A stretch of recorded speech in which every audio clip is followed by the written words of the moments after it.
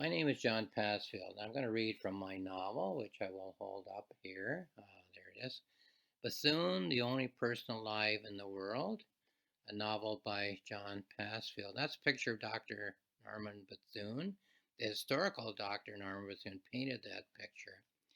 And I think the eyes are the most fascinating feature. He knew himself. He knew how fierce he was. These other two videos I've done, I mentioned the idea of action hyphen uh, thought and thought hyphen action. And he was a man who didn't perform an action without thinking about it as significant in terms of his beliefs and ideas, and didn't have a thought without wanting to put it into action. And I think he captured that in that painting of himself. That's the kind of guy he is. Young Canadian doctor Norman Bethune sets up a practice which he hopes will lead to money and prestige. However, his social conscience leads him on a journey through the Canada of the Great Depression, the Spain of the Spanish Civil War, and the China of the Chinese Civil War and the Japanese invasion.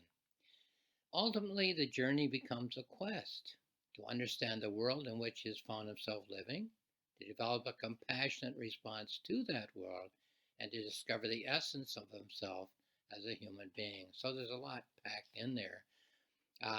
He lived in three societies: the Canada into which he was born, the Spain into which he plunged, and the China into which he plunged.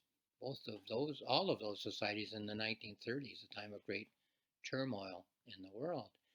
And then to understand one society, to develop a response to that society which suits your own sense of what a response should be, an ideal response, and then to figure out the essence of yourself as a human being. What has my living in this society and acting this way made me as a person? What have I made myself? So, okay, now on to the topic of today's video. Incident and People is what I'm calling it as a short title. A longer title might be Experiences that Serve as Images. And of course, images suggest meaning. So we all go through experiences, and many of them, I had breakfast this morning, just an experience, that's all. But some of them become significant enough to serve as touchstone images, images that suggest that this is what life is like for us. And that'll be illustrated as I read from the novel. First of all, I'll mention the structure of the novel. It's in sets of 5 chapters each. There are 5 chapters in Canada, and there are 5 chapters in Spain, and then 5 chapters in China, and then a final chapter in which he gets infected in China and suffers the consequences. The structure of each chapter is this. There are 8 segments of action in each chapter. He's actually doing something in every chapter. Now, as he's doing something, he's thinking, and he's thinking at different levels of his mind. So I'm going to isolate one of those levels of thinking today and read from that. And this is the level at which he's thinking of his experiences as images of significance, images that tell him what society is all about, what his own life is all about. So let me just read from something I wrote as I was reading these passages over. Inner thought. I will read from some of these inner thought segments in this video. What I'm going to read today are passages of information that become images as the main character, Dr. Norman Bethune, thinks about them. He thinks of these images while he is living his active life. And so these items of information in his life, what he has heard about, what he has seen, what he has done, become images that reinforce his sensibility, that make him more certain about what he is doing and what he wants to do in future. There are 4 segments of these touchstone images in each chapter. There are 64 such images in the novel. Well, I'm not going to read all 64 in this video. I'm going to read 15 of what I think of as significant images in the life of the main character. So further explanation of what I'm talking about will become clear as I simply start reading them. First one I've selected is on page 5 and spilling over onto page 6. And here is an event that happened to him, an experience that became an image for him, that stuck in his mind, that told him what life was like and what he wanted to do about it. The porch light is yellow. It shines on an anguished face. He pulls the door open and the man flinches as if he expects to be met with anger. He holds his hand up with a wrinkled dollar in front of his chest. My wife is going into labor. I didn't know where to take her. She's in a boxcar with two of our kids. Someone said you might help. He takes the dollar out of the man's hand, folds it, and stuffs it in the pocket of the man's shirt. Put your dollar away. Your money's no good here. How far along is she now? He steps aside and holds the door open. Come in, it's cold out there. Come in while I get my things. She's in her boxcar? That means there's no heat. No running water either. There's time, we'll take her to the hospital in my car. At any rate, we'll do the best we can. So an incident, an event, an experience that becomes an image that sticks in his mind, tells him what he thinks about life. Here's another one, page 7. She clutches a little red purse, so small, seems as if it belongs to her child. Perhaps it does. Perhaps that's all she has to keep her money in. Do you know the word tuberculosis? Do you understand what that means? She doesn't indicate one way or another. It's caused by substandard living conditions. Her face is as blank as blank. She doesn't seem as if she understands. She squeezes the purse in her hand. She looks around at the child who is lying still on the couch. The child is breathing steadily. The chest slowly rises and falls.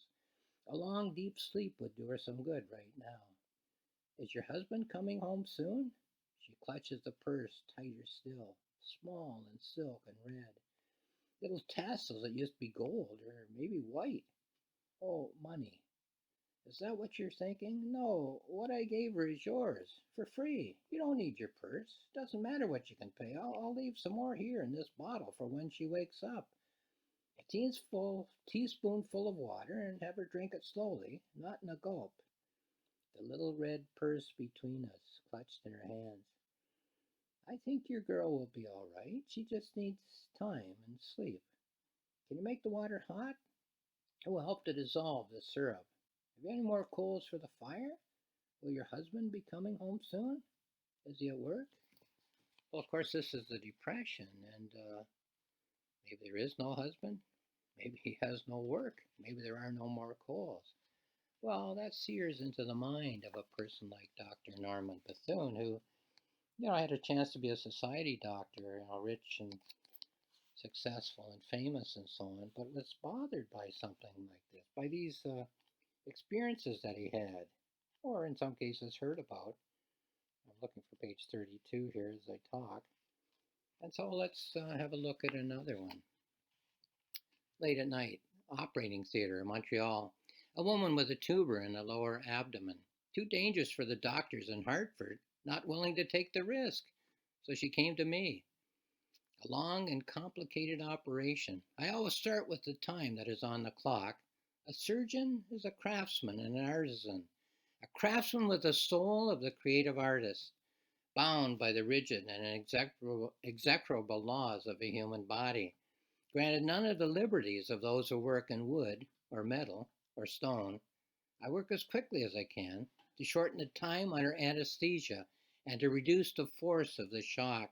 Important to keep things moving. If I don't win my race with the clock, she could lose a leg. So here's a doctor who took on risky operations for patients who came to him and said the others won't help me. They said just live with it or suffer the consequences. Well, more experiences as imagery in a man who is kind of building up his sense of who he is and how he's going to respond to the world. Page 35. He takes the paintbrush in his hand. Late at night, some pots of paint left over from the afternoon. Told the others I'd clean them up, but I let them sit there next to the sink while I read and thought. The shattered Spanish mountain tops.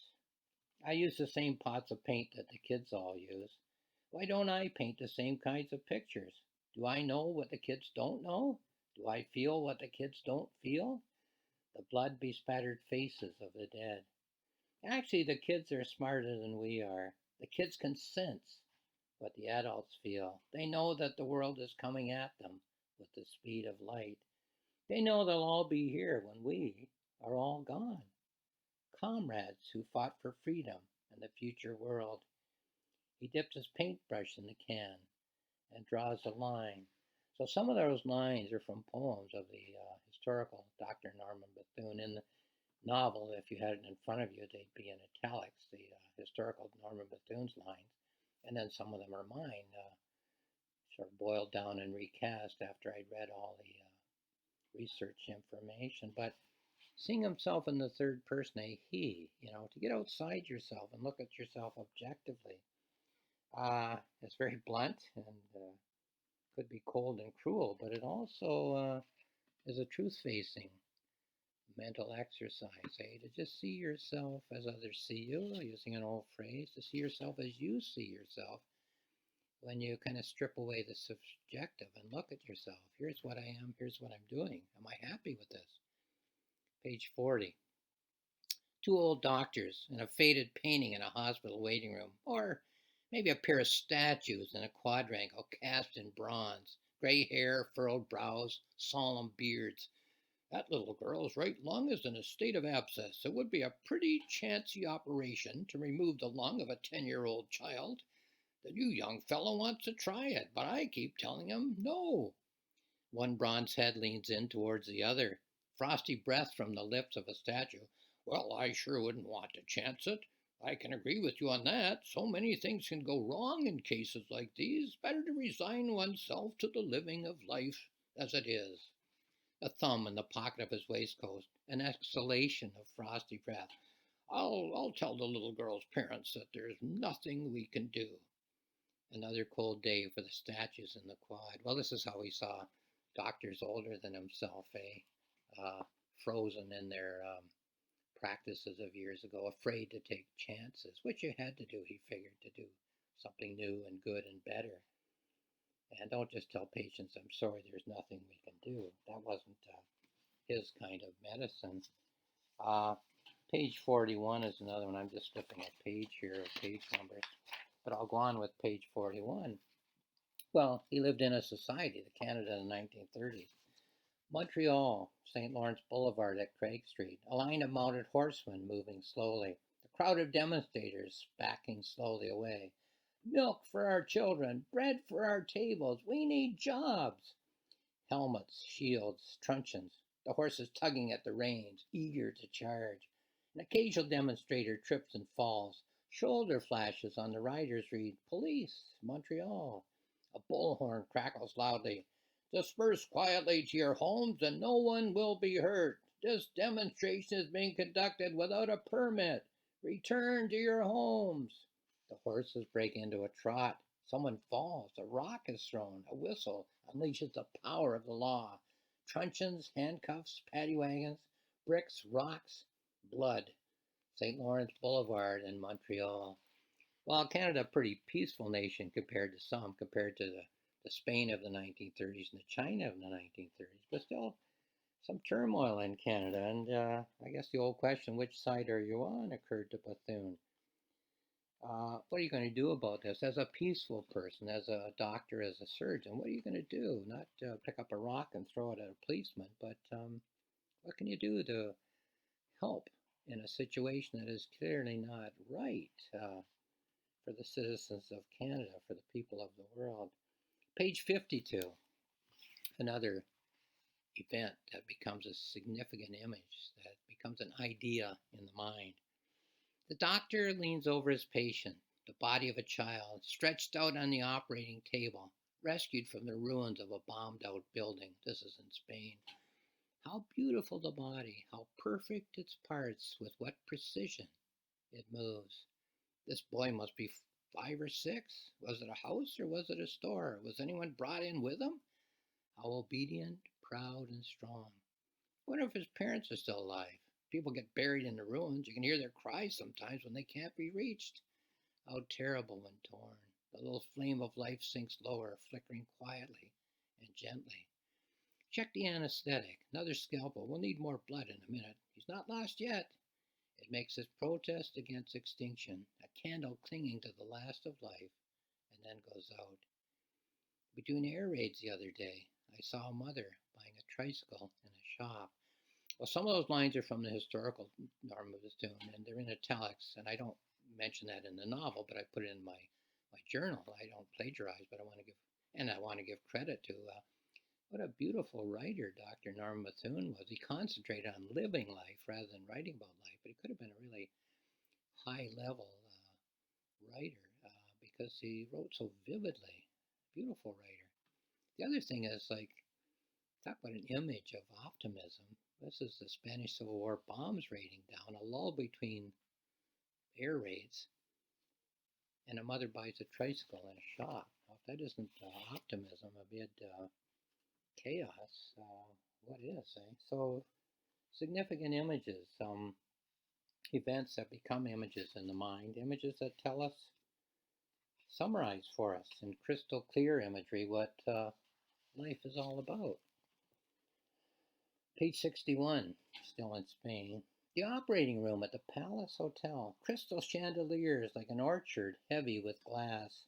Gold-framed mirrors that used to glitter when the revelers danced at the ball from every country in Europe.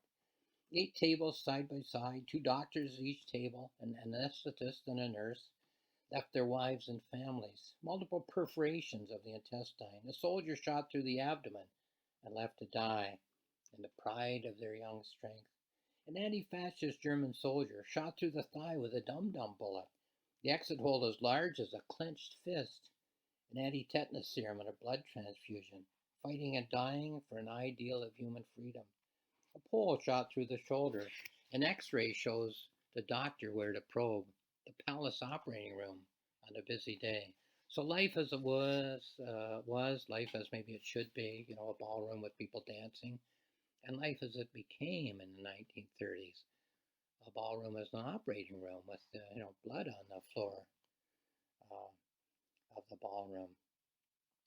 Another image, a very clear, crystal clear physical image. Page 63. A hospital in Madrid. Heavy fighting today. Exhausting work.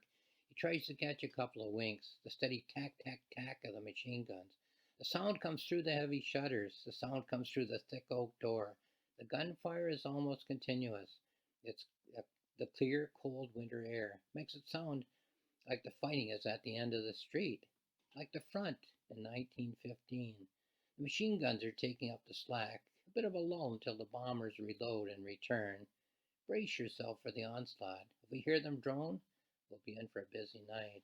So Bethune, in the thick of the fighting in Madrid, mostly bombing by fascist forces of the democratic forces and civilians on the ground, but in the thick of the fighting, but not fighting, as a doctor. And if the bombers come back, we'll have a busy night at the operating tables. Okay, on then to page 68. And another image that sears itself into the mind of a person like Bethune. But we all think in images, and we all have images that are significant images, that are operative images, that kind of generate action in our lives, and that we use to measure touchstone images. We can measure any event or action against these key images in order to get a sort of a sense of the meaning of our lives, an understanding of this particular day, month, year in our lives as measured against these images. Here's another one, page 68. A child of 10, a little boy, bare feet cut and bleeding, sitting rubbing his foot at the edge of the road. Hundreds of peasants flow by in an endless stream. Where did Daddy go? He was carrying my brother and sister. I don't know where he is. Nearby, an old lady lies prone, gigantic swollen legs, open varicose ulcers, battered linen sandals. The boy crouches down beside her. When will Grandma awake? When will Daddy come back? Where's everybody going? The road is sharp, white flint. Nowhere to get a drink. People struggled down to the creek, but it was dry. Well, there's an image of the countryside in Spain during the Spanish Civil War. Chapter 8, page 71, another one. Half awake and half asleep, Sorensen at the wheel, a bumpy stretch in the road, head jostling back and forth from a lump in the tire. He adjusts his rolled-up jacket against the window. Perhaps someday the world will be what I want it to be. Rolling along in a half-ton truck purchased in Marseille, driving back to Barcelona. Perhaps someday the world will be a place where humans can live. 2 electro-box refrigerators running on 125 volts each. 20 batteries, a dynamo, and a gas engine to charge the batteries, all to be installed on our return. Sunshine, clouds, blue skies, a gentle rain. Nice to have a chance to close the eyes. He rolls the window down in hopes of a breeze. Well, that's an image of Bethune doing something. He invented, as I mentioned in another video and as is detailed in the novel, the mobile blood transfusion unit. They'd had blood transfusions earlier that had already been invented. Of course, automobiles, panel trucks had been invented, so had refrigerators. But he put them all together.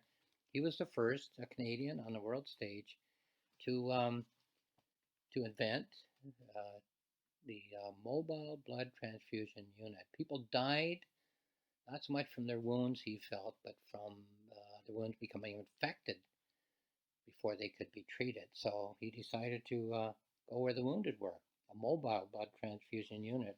That's his contribution to the betterment of life here on Earth. Let's go to page 87, skipping a whole lot of many things in the novel, but here's one more. This is when he is in China, I believe. Yes. No, still Spain. Doesn't matter. He rolls over in his sleep, fragments of thoughts inside his head. The negation of the negation, not a flat circular movement, a turn and return on itself. Those are words of Bethune. They're in italics. The historical Bethune. A dead end as blind as any brick wall he has ever come up against. The union of life and death. The medium is vivified. Desperate for an idea. The emergence of the new from the old, the retaining of the old within the new.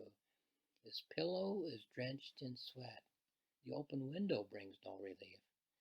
A man without an idea at the end of the world. While mixing words from the historical Norman Bethune in italics and my own words in non-italics, Arabic, I guess we call it, don't we? But things went sour for him in Spain. Things were ideal, a chaotic situation, but he managed to create an ideal response to that situation. But then it went sour for him. But that's detailed in another video, detailed in the novel. So we'll just leave it at that. So a man at the end of the world without an idea. Well, he was a man of ideas. The new idea was China. Let's go to China and do some good there. China in turmoil, people suffering, the Chinese Civil War, the Japanese invasion of China, what to do. Okay, let's go to page 92 for another event that becomes a significant image in the mind of a man like Dr. Norman Bethune. They are lying on scraps of straw on a cold stone floor, crawling with lice, bloodied uniforms covered in dirt, washed out bandages of faded rags, one blanket to cover three, boiled millet once a day while they wait to die. The family is kind, but they are almost starving themselves. A lantern in the darkness. One of them stirs and opens his eyes. A man is stooping and bathing my wounds.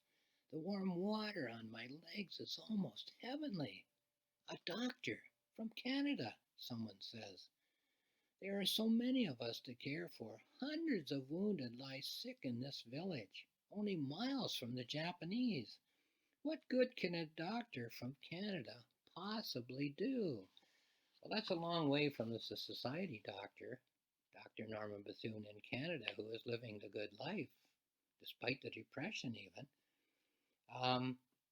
Here he is as a volunteer in China, bathing someone's legs in a remote hut amid the Civil War and the Japanese invasion. But hey, that's an image. That's an event in his life, an experience that becomes an image of the ideal response to the agony of the world.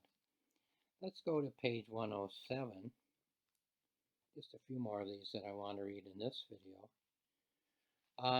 How ideal was it? You know, again, a world in turmoil, but the response to the world is the ideal that he's seeking. You can't necessarily make the world perfect, but you can make something in the world better.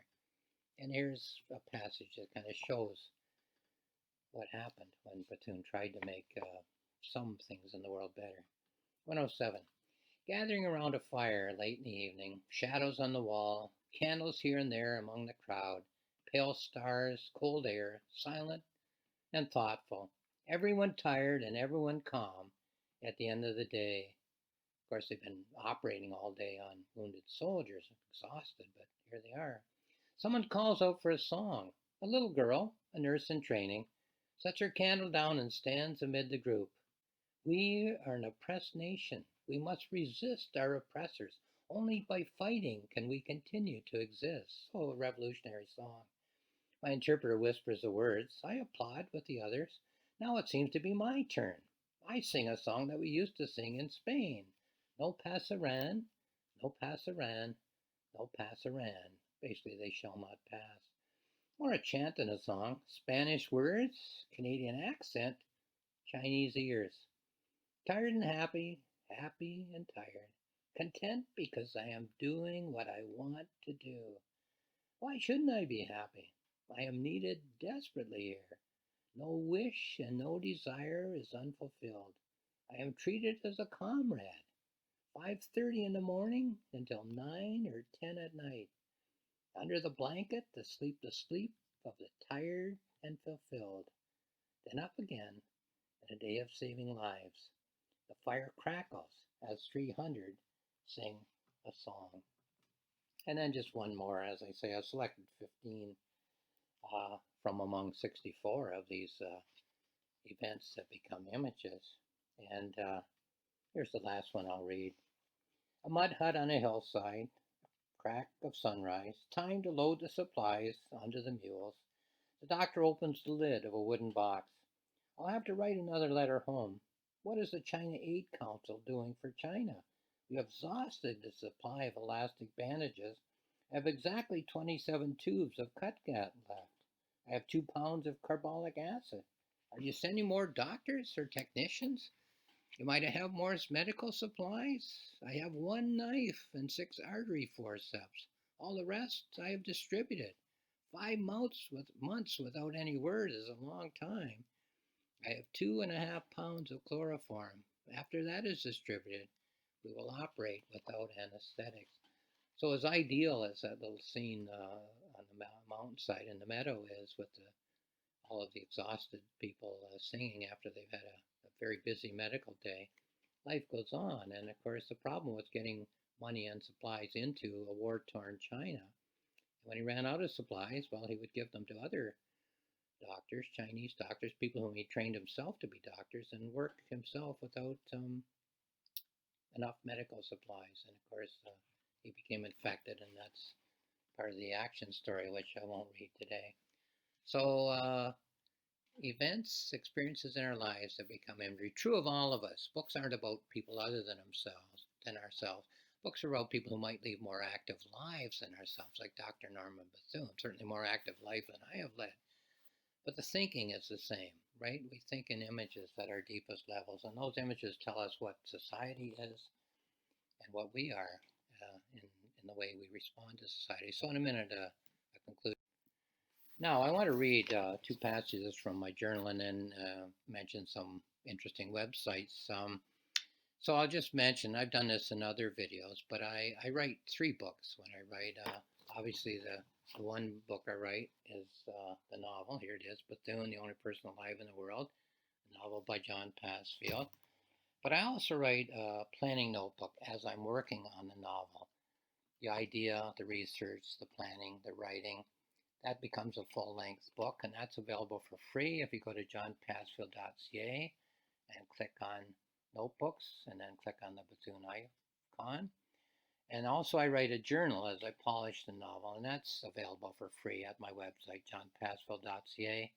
Click on journals, click on the icon. Here are 2 passages from the journal, the Bethune Journal. I have decided that I want action-filled outer frames for these chapters, as Bethune strikes me as a man of thought, such as compassion for the downtrodden, but more of a man as thought as action. I use hyphens there, thought hyphen as hyphen action, rather than as a contemplative theoretician. Accordingly, he will plunge into life in each chapter in order to try to right the wrongs of society as he sees them. I want these outer frame present moments to be almost nightmare-like in intensity, as if Bethune is up to his nose at times to his eyebrows in the element that he seeks to subdue. In all cases, the main character will be thinking in imagery. So, prose commentary on the reasons to move from Canada to Spain to China and the successes and failures of each locale will not be given by the main character. Of course, the novel will be without a narrator, so imagery will be the only activator of thought in the reader. A novel of imagery, because we think in imagery, and the novel is Bethune thinking his way through life. Here's another quotation from the journal. The line, the only person alive in the world, which of course I chose as a subtitle, it's from a line by Dr. Norman Bethune, the historical Dr. Norman Bethune, in a letter. The line, I am the only person alive in the world, which was written, as I mentioned, by the historical Dr. Norman Bethune, I saw when I read it as a key to an understanding of the myth of Dr. Bethune that I wished to write.